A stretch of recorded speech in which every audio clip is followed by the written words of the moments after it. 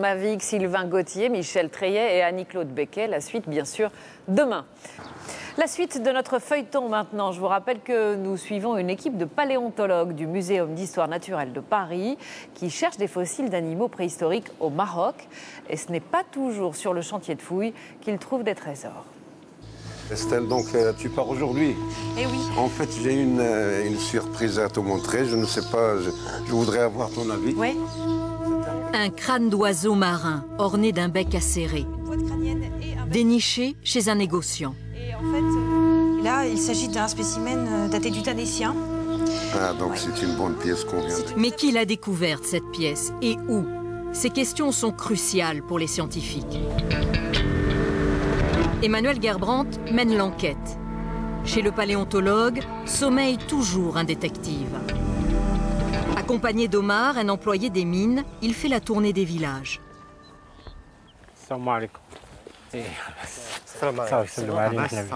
Un marchand de fossiles les a orientés chez Mohamed. Je vais te montrer la photo.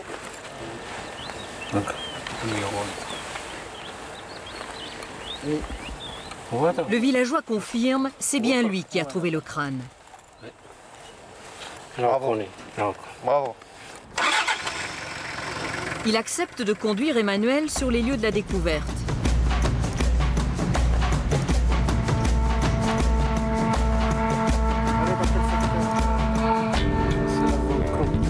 On est dans un tranché. Je vais prendre les coordonnées. Commence alors le relevé d'indices à l'aide d'un GPS. SDA. Peu à peu, va se dessiner le portrait robot d'une créature évanouie dans les profondeurs de l'histoire et mal connue. C'est un vrai coup de chance qu'il a eu alors cet habitant-là. Ah oui, tout à fait, parce que des os d'oiseaux, c'est pas commun.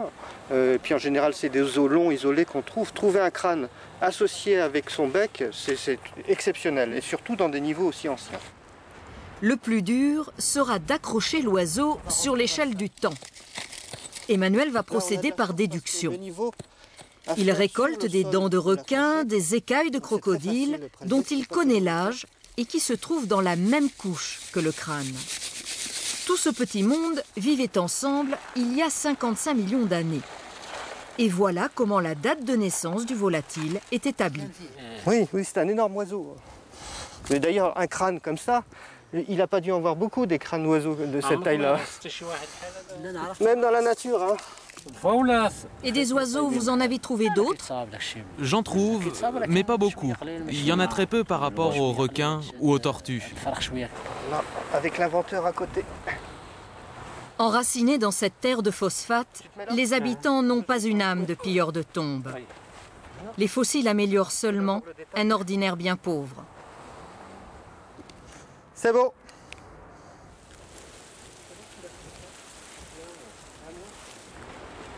Mohamed ramène parfois du gros calibre dans la cour de sa maison.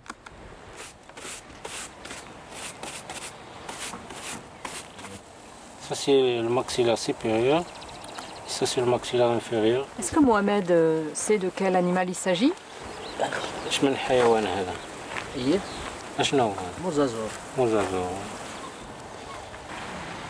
Un mosasaure, mais pas Globidas, pas celui que cherche Nathalie. Moi, j'aime bien cette rue-là. C'est relâche ce soir. La troupe reprend pied dans le 21e siècle. Je voudrais un demi-kilo de Chewbacca, s'il vous plaît. Alexandra! Chewbacca! Je peux goûter? Ça ressemble à quoi? Bah oui, c'est pour tout le monde. Alors, ça te plaît? Ça change de l'ordinaire. Pain sardine, avalé chaque jour sur le terrain. Mais chasser le naturel, il revient au galop. Qu'est-ce que vous regardez là? Ce sont des tableaux assez amusants avec des fossiles, des phosphates en fait. Avec les milliards de dents de requins qu'il y a dans ces gisements, on peut faire plein de tableaux.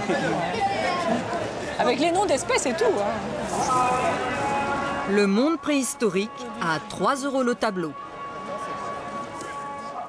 La vallée des mosasaures, un feuilleton signé Florence Mavic, Sylvain Gauthier, Michel Treillet et Annie-Claude Becquet. Suite et fin, bien sûr, demain. Suite et fin de notre feuilleton maintenant et nous arrivons au terme de notre voyage archéologique au Maroc.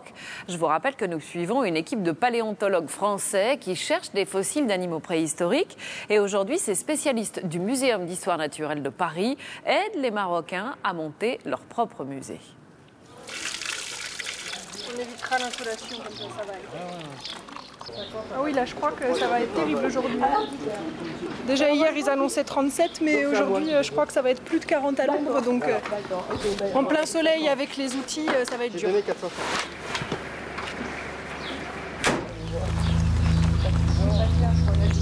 Pas de chasse aux mosasaures aujourd'hui pour Nathalie, d'autres animaux l'attendent. Alors qu'est-ce qu'il y a de nouveau dans les réserves là, Séance de casting. Jean-Guy Michard arrive de Paris. Les plus beaux fossiles récupérés par l'exploitant minier sont entassés en vrac dans ce cabanon. Jean-Guy est chargé par le Muséum d'histoire naturelle d'aider les Marocains à monter un musée. Et là, c'est resté. Voilà. Elle est gigantesque. Ouais, mais ça... Dans ce défilé de squelettes, cette tête de tortue a les mensurations idéales. Comment vous choisissez telle ou telle pièce?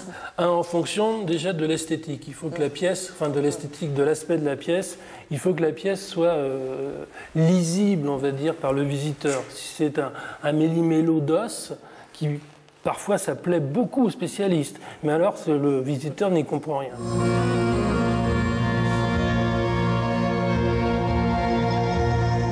C'est ici que l'exploitant minier hébergera ses stars.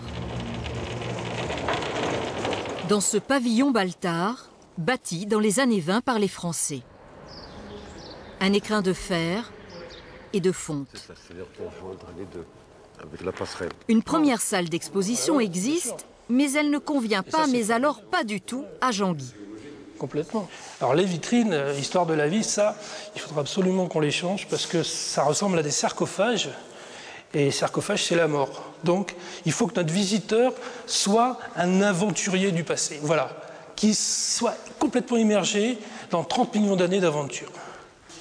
Mais le vrai trésor du futur musée se cache ici, dans le placard à trombone de M. Bouillat.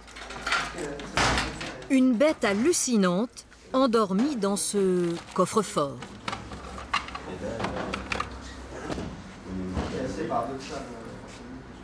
La plus belle pièce complète. Voici Phosphaterium, l'ancêtre de l'éléphant. Le crâne qui a permis, le Phosphaterium, donc qui a permis la reconstitution de la tête de l'animal. C'est l'original? C'est l'original, voilà, c'est l'original. C'est une pièce unique pour la paléontologie africaine. C'est le tout premier représentant de l'ordre des éléphants. Il y en a combien d'exemplaires dans le monde trouvés?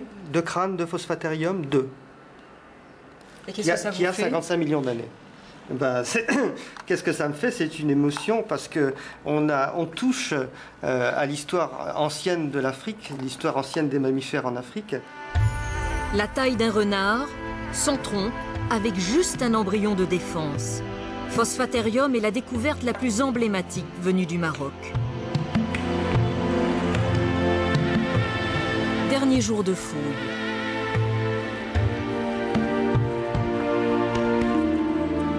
Un squelette de mosasaure se dessine dans la poussière. Peut-être Globidas? Nathalie avait déjà trouvé un indice dans le coin, une dent ronde. Tout le monde s'y met.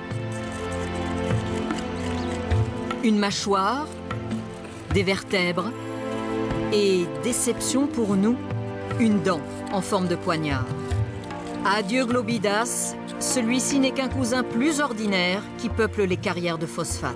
Vous gardez toujours un espoir de tomber un jour sur un mosasaure à dents broyeuses, là, sur votre rêve? Bien sûr, c'est ce qui fait notre... c'est ça qui nous motive, c'est qu'on a toujours... c'est la découverte, on se dit, c'est aléatoire, mais c'est la découverte. On dit, on va le trouver cette année. Sinon, on ne reviendrait pas. Si on était déçus, et puis on ne reviendrait pas. Patience et longueur de temps, 2000 ans de fouilles pointent à l'horizon avant que les mines de phosphate totalement exploitées ne redeviennent poussière. La vallée des Mosasaures, c'était un feuilleton signé Florence Mavic, Sylvain Gauthier, Michel Treillet et Annie-Claude Becquet.